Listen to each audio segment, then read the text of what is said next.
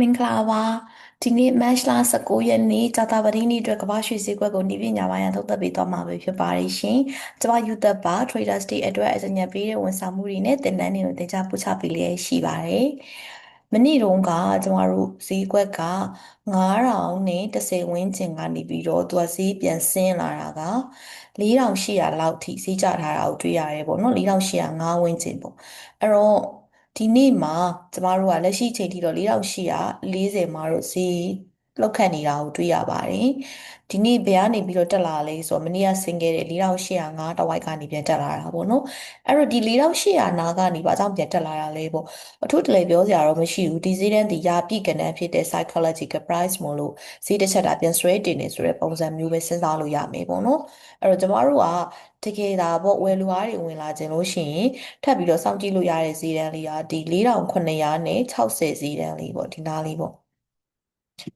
အဲ့တော့ဒီ4960နာကိုရောက်တဲ့အခါမှာဝယ်လိုအားတွေပြန်ဝင်လာနိုင်ခြေရှိတယ်။နောက်တစ်ချက်ကသူ့ရဲ့အောက်မှာဆိုလို့ရှိရင်ကျမတို့ဒီမှာ4600နဲ့မှာ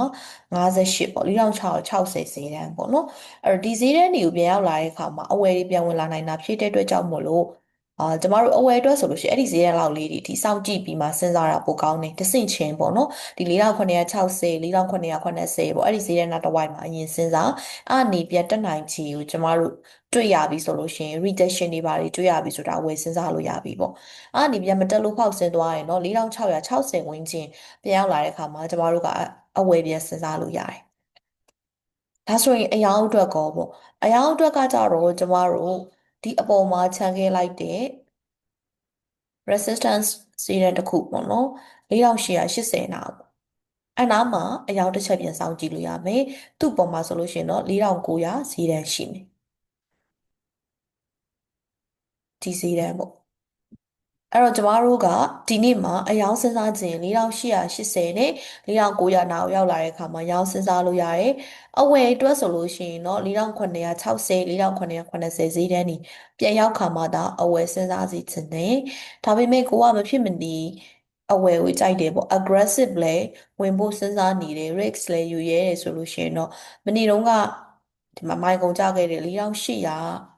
4810ဝန်းကျင်ပေါ့နော်တစ်ချက်ပြောင်းလာခဲ့ရင်တော့အဝယ်ကို short term စဉ်းစားကြည့်ခြင်းတော့စဉ်းစားကြည့်ပေါ့နော်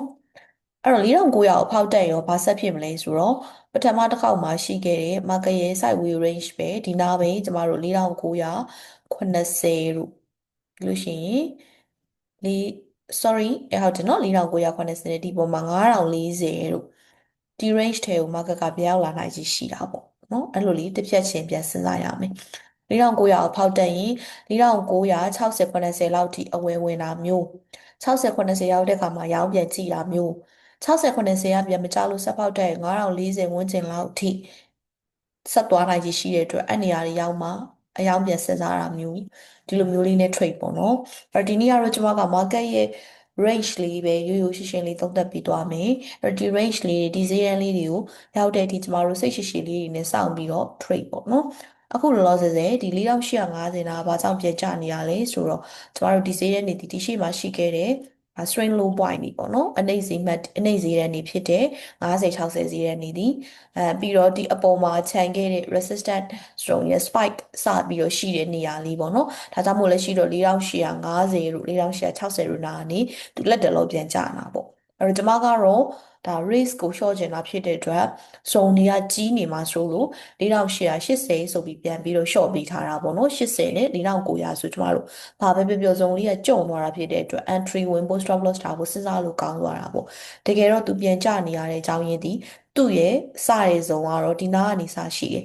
4855လောက်ကနေစရှိတယ်အဲ့တော့4855ကနေ4900ဆိုကျမတို့ရဲ့ဇုံကြီးက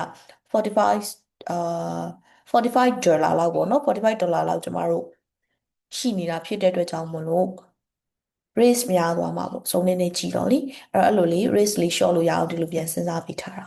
အဲ့တော့ဒီ range လေးတွေပေါ်မူတည်ပြီးတော့ trade လို့ရပါတယ်ဒီနေ့ကတော့ကျွန်မအယိုးရှင်းဆုံးကတော့ဒါပဲပြောလို့ရမှာပေါ့နော် market ချီနေရဆိုတော့ဒီနေ့တရက်တာမှာရောင်းမဝယ်မာတွေကင်းရှင်းပြီးတော့ profit တွေများစွာရရှိပိုင်ဆိုင်နိုင်ပါစေကျွန်မရဲ့ daily analysis လေးတွေကိုနေ့စဉ်စောင့်ကြည့်လေ့လာပေးနေတဲ့ traders မိတ်ဆွေများအားလုံးကိုကျေးဇူးတင်ပါတယ်ရှင့်တာယာတော်နေ့လေးတစ်နေ့ဖြစ်ပါစေ